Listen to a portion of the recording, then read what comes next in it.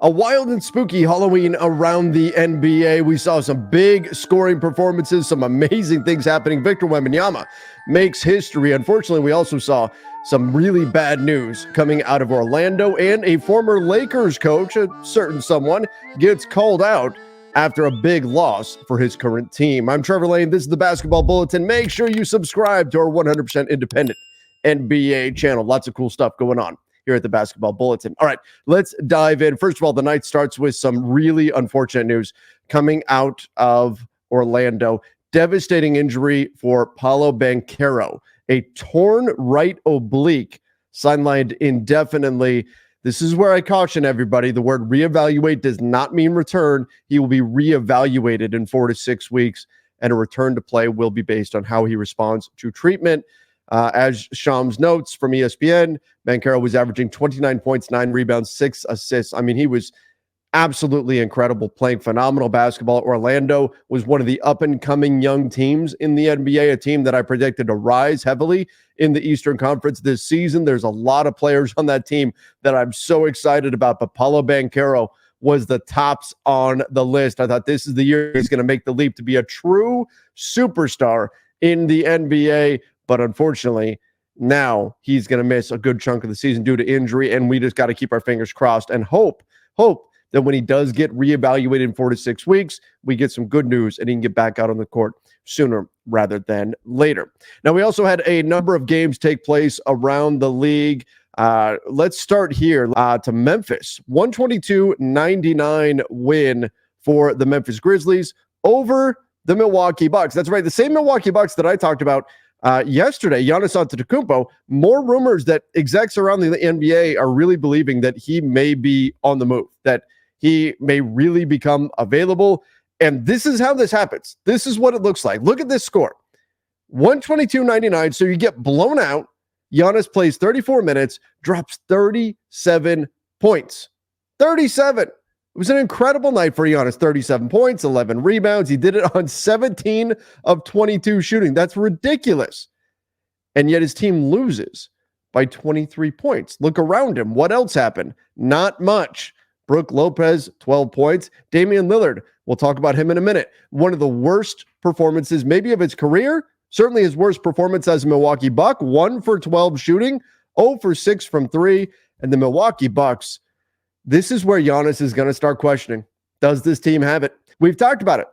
Giannis has said many times in the past that as long as the Bucks are winning championships, he'll stay. He'll stay as long as they're winning championships or contending. And he kind of reverse trade requested earlier on, a month or so ago. He said the Bucks might trade him if they don't win a championship. Giannis is 30 years old. He needs to be on a team that can win right now. And if the Bucks as a team have collectively fallen off the age cliff, then it wouldn't surprise me if Giannis starts making a little bit more noise about potentially leaving. Once again, when you drop 37 points, nearly 40% of your team's point total, and you look around and you're not getting much support elsewhere, that's not a good sign for the longevity of that player with that team. Now, speaking of Damian Lillard, the really terrible performance from him, obviously, you look at the Grizzlies, really nice scoring distribution. Ja Morant, triple-double, plus 29. Welcome back, Ja Morant.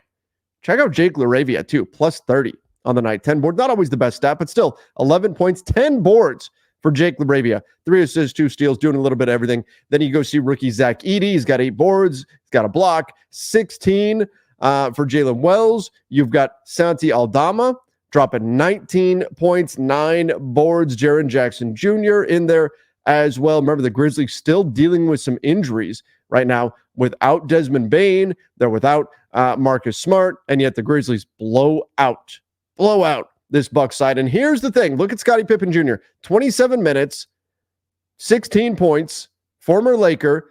And here's what Scotty Pippen Jr. had to say after the game. He definitely took this matchup personal. One of the coaches over there didn't believe in me, so I definitely wanted to show I can play some defense. Yeah. One of the coaches over there. Guess who's an assistant coach with the Milwaukee Bucks? It's former Lakers coach Darvin Ham. The same Darvin Ham who was the Lakers coach when Scottie Pippen Jr. was on a 2-way contract with the Lakers.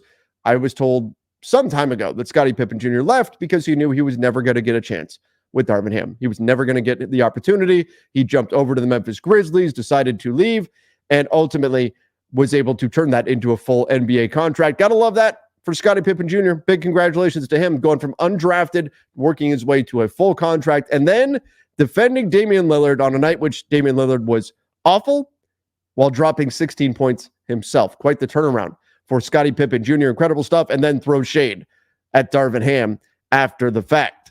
Well done, Scotty Pippen Jr. All right, let's jump over to the Houston Rockets, who took on the Dallas Mavericks. We've got a Texas battle here, and the Rockets come out on top. What? How? Well, take a look at this. You've got 17 for Sengun. Dylan Brooks, the villain, 17 points, 23 for Jalen Green. But this game's kind of a rock fight. Not a lot of guys really having it going. Only 24% from three, and I'm rounding up to get there, 41% from the field. That's kind of gross. Now, 8 turnovers, that's really good. That's low in terms of turnovers, but 108 points, and you win a game against the Dallas Mavericks, a team with Luka, with Kyrie, with Klay Thompson, with all these scoring threats. That's enough to get you a win. Yeah, you know why? Look at the offensive rebounds. The new trend, it's all the rage in the NBA. Teams are pursuing offensive rebounds like crazy. Last year's high for offensive rebounds, I've talked about this quite a bit, would not even be in the top 10 right now in offensive board. Teams are shooting threes at a rate we've never seen before, and they're crashing the offensive glass at a rate we've never seen before. Now, 34 threes in a game, it's not much in today's NBA when we've got the Celtics literally averaging more than 53-point attempts per game. But those 18 offensive rebounds, that's how the Rockets won this game despite shooting poorly. 18 offensive rebounds, that meant 97 shot attempts for the Rockets. You go down here, you look at the Dallas Mavericks, did not shoot all that well themselves either, but only 85 shot attempts, shot better percentage-wise than the Rockets did. But when the Rockets are going to shoot 12 more times, that's enough to carry them to a win. Look at PJ Washington, solid stat line there. 9 boards, 3 steals, 3 blocks for him, just 6 points, but doing some nice other stuff on the periphery there. Kyrie Irving, 8 boards, 7 assists, 28 points, 29 from Luka. Only 2 assists, though, for Luka. That's not normally what you see from him. Klay Thompson, just 2 for 9 shooting in this one. Have to imagine Luka has more assists if Klay knocks down some of those threes. And then you look at the Mavs bench. Ouch. Ouch. 0 for 6 from deep for the Mavs bench. Spencer Dinwiddie, 0 of 5 shooting from the field. Just not enough support in Dallas. Bad outing, and that ultimately results in a tough loss. Now we've got the Rockets and the Mavs both sitting at 3-2 on the season so far. The Mavs, again, coming off that finals run last year. You know they're still going to be in the mix at the end, but the Houston Rockets are certainly a team to watch, potentially on the come up here in Houston, a squad to keep an eye on. All right, let's jump over to the Suns and the Clippers. Pretty exciting one here. This game really came down to the end, and the Phoenix Suns ran away with it. In fact, get this. The Clippers were actually up by a pretty good margin in the third quarter, and then guess what the Suns did? Well, yes, they went on a big run, but they hit 15 shots in a row. 15 straight possessions. They scored. They hit 15 shots in a row without a miss, and at that point, they ran away with it. Look at Devin Booker, 40 points in this one. Told you there was some big scoring outbursts. He had a triple-double out of Ja Morant. We're going to talk about Wemby in just a minute. But Devin Booker, 40 points, 8 assists, 5 boards. Bradley Beal did not play in this one because the Suns are playing the Clippers and not the Lakers. That's the team he will play against is the Lakers. He won't play if it's playing against the Clippers. Stop it. Hey, the guys are stop. So no Bradley Beal in this one, but give credit to rookie Ryan Dunn. Stepped in 4 of 9 from deep, 16 points, 34 minutes. Spent a lot of time defending James Harden. Harden still had a pretty big night, but give the rookie credit, especially to step in and play like this. The way he shot the 3, if you can get that kind of minutes, this is how you overcome having a big 3, right? The NBA, the new CBA, it is built around trying to dissuade teams from stacking superstars up like this, having these super high value contracts on your books. The way you can find success is if you find guys who make very, very little, but perform at a level much higher than that. And right now, rookie Ryan Dunn is certainly doing that for the Phoenix Suns. Also got to give a lot of credit to Royce O'Neal. When the game was still somewhat being decided, the Suns, they did what they could to make sure that they were going to close this thing out. But A ball gets rifled out to Royce O'Neal. I believe it was a great pass from Devin Booker. And Royce O'Neal, the no-dip three, that essentially was the dagger from the corner. 21 points for Royce O'Neal, 7 rebounds. That's the kind of performance that can get the job done. 4-1 on the season now. The Phoenix Suns, their only loss coming to the Los Angeles Lakers. The Clippers, second night of a back-to-back, coming off of a game that, frankly, they should not have lost because they were playing Portland, which is never a team that you should lose to. But the Clippers dropped that game. Now you could see there was some fire they were playing with in this one, determined to try to get revenge, right? To try to show everybody that they could win this game. And they were in command of it for a bit. Look at Norman Powell, 23 points. He's been great. Ivica Zubac, oh my goodness, he's been wonderful. 22 points, 12 boards, 9 of 10 shooting. Big Zoo getting it done. James Harden, triple-double, 25, 10, and 13, 8 and 19 shooting. He was great. 3 of 10 from three is not fantastic, but they got it done. Chris Dunn was making some good plays all over the court. Kevin Porter Jr. did some really good things as well. This was not a bad game for the Clippers.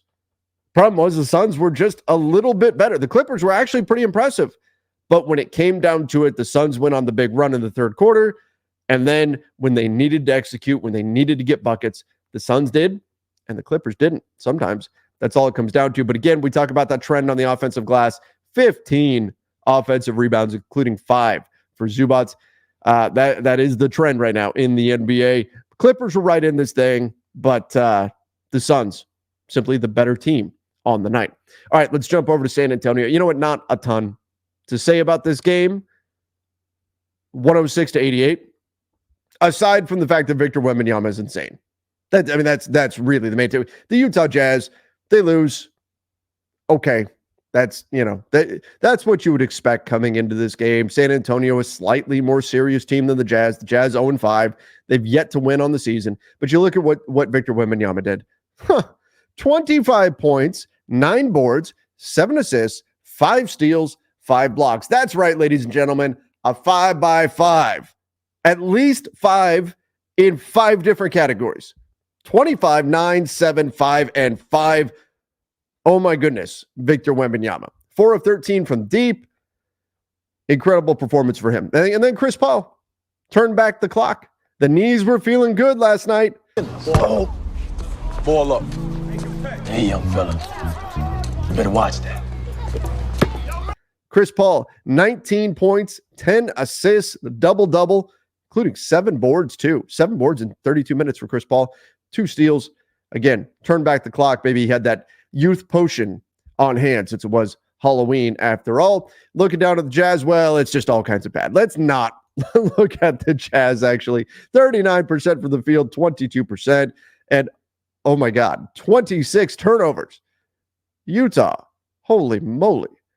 You're not going to beat anybody turning the ball over 26 times. Keontae George, come on, you've got so much talent. Let's get it going. 7 turnovers alone for Keontae George. Jordan Clarkson, that trade value not improving when he's 0 of 4 from deep. Walker Kessler, 11 boards, 3 blocks, but there's just not a lot here, especially with Lauri Markkanen out right now due to injury. And you know the Jazz are not going to rush him back anytime soon because with every loss, Danny Ainge grins maniacally while dreaming of ping pong balls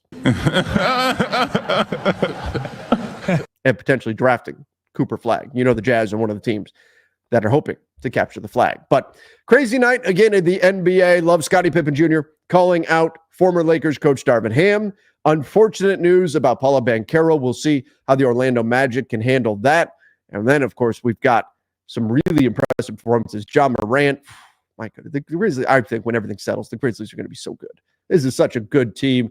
The Rockets showing that they are a force to be reckoned with. They take down the Dallas Mavericks, and the Suns showing their resilience to bounce back against the Clippers. Boy, the West is so much fun. It's loaded. Tons of great teams.